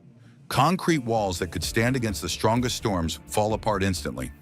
The blast destroys everything in a 50-foot circle. Metal machines worth $2 million turn into vapor. Storage tanks break open, starting fires that reach 3,000 degrees Fahrenheit. The lab's entire operation is gone in under 2 seconds. At 0604 and 15 seconds, the second bomb hits Building 2 with exact accuracy. This structure holds the finished material, about $50 million worth of product in heavy-duty containers. The impact creates a fireball. Every kilogram burns quickly, setting off a chain reaction. The flames grow so bright they light up the forest like a second sun. The explosion is strong enough to register as an earthquake more than 200 miles away. Above the scene, the Reaper drone records everything in thermal imaging. Its sensors detect temperatures at ground zero, going over 4,000 degrees. That is enough heat to melt steel and remove almost all physical evidence. Building 3 collapses differently. The shock from both bombs, arriving seconds apart, weakens and then destroys the structure. The first wave cracks the base. The second brings down the walls. 15 people were inside. They never had a chance to respond. By 0605, the main blasts are finished, but smaller explosions are still happening. Trucks with fuel parked behind Building 2 catch fire, one after another. Each sends fireballs 200 feet high. The trees begin burning, creating a blaze that can be seen from space. As the flames spread, chemical storage areas began to explode. Tanks of acetone go up like bombs. Containers of sulfuric acid burst, pouring burning liquid through the area. A huge smoke cloud rises 10,000 feet into the sky before winds carry it away from any towns. At 0610, the Reaper confirms the target has been destroyed. 3 wide craters now sit where the buildings used to be. The biggest hole is 60 feet across and 20 feet deep. Nothing living could survive that level of destruction. The lab took 8 months to build. The Air Force removed it in 6 minutes. Help won't reach the area for another 4 hours. By then, almost everything will have burned. What's left behind? Twisted metal, melted concrete, and 3 large clean holes in the ground. The group behind the lab loses more than just buildings.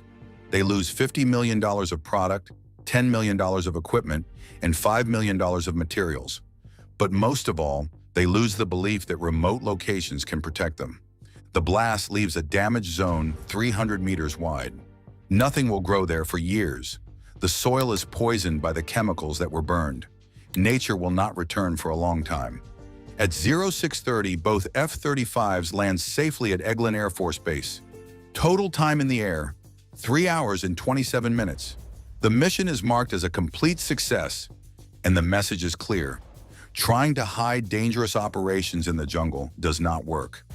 The bombs turned buildings into craters, but the real show was just beginning. What happens when chemistry meets high explosives? At exactly 0606 hours, the first fuel truck explodes like a firework. The group had stored 500 gallons of diesel behind Building 2 to run their generators. That choice proves costly. The heat from the burning chemicals causes the fuel to ignite, sending a cloud of fire 300 feet into the trees. The explosion sets off a chain reaction. Storage tanks around the area begin to burst as the rising heat pushes them past safe levels. Each tank holds industrial liquids used in drug production. Acetone, methanol, toluene, all highly flammable. All are stored too close together. Any safety plans the group had are now gone. At 0607, 3 acetone tanks explode at the same time. The shock breaks windows in a village 12 miles away. Local sensors register it as a magnitude 3.8 earthquake. What was meant to be a drug lab now behaves more like a bomb-making site. Beneath Building 1, analysts spot something that satellite images missed: an underground storage area holding the group's full supply of chemicals, around $2 million worth, stored in a concrete room. The first blast above cracked the ceiling of that space. Now hot gases are pouring inside. By 0608, containers of hydrochloric acid begin to fail. The acid breaks through barriers and reaches the stockpile. What follows is a chain of chemical reactions. Sulfuric acid and acetone combine in a violent, heat-producing reaction. The temperature rises to 5,000 degrees Fahrenheit. Hot enough to melt copper. Hot enough to turn dirt into glass. hot enough to cause a second crater below the first one. The underground blast sends debris 2,000 feet into the air. Large chunks of concrete fall across the jungle for 10 minutes. Trees 500 meters away catch fire from hot metal landing on them. At 0615, the Reaper drone records the largest explosion so far. The group's propane tanks finally overheat. 12 large tanks holding 20,000 gallons of gas explode all at once. The result is a massive fuel-air blast that changes the local airflow. Oxygen is pulled in from half a mile away and then pushed out in a heated wave. Birds flying nearby vanish from the sudden temperature rise. Flames flash through 50 acres of trees. Rescue teams listening to the radios hear the explosions from 30 miles away. Some locals report seeing a meteor crash. Others think it was a plane. Few guess the real cause. 2 American jets removed a major drug site using advanced weapons. By 0620, the fires have spread to everything that can burn nearby. The jungle itself becomes fuel. Trees that have stood for 100 years explode from the heat building inside them. The fire begins to feed itself, spinning in circles as the wind shifts. From space, satellites pick up the heat. One NASA satellite marks it as a possible volcano. The burn area shows as a bright white dot on thermal scans, hotter than anything else in the region. Cameras left behind record the site's last moments. Towers fall as the steel holding them softens. Fences vanish completely. Roads and checkpoints melt into the ground.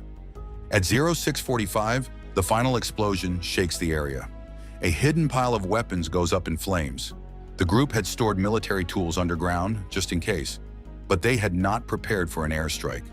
The blast includes 500 pounds of plastic explosive, shells, grenades, and missile parts. All of it explodes together. Seismographs in 3 different countries pick up the event. A cloud rises high into the sky, visible from 50 miles away. Pieces of burning metal fall from 8,000 feet. Airports nearby pause flights.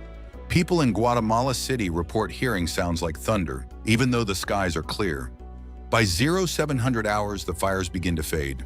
Not because they have been stopped, but because there is nothing left to burn. What used to be a 15-acre base now looks like a burned-out crater. 3 large holes show where buildings once stood. By 0730, the Reaper finishes scanning the site. Everything has been destroyed. No people are found. The goal of the mission has been fully met. What was once a $100 million lab is now a $100 million crater. The message is clear. Set up drug labs in areas under watch, and the response may be fast and final.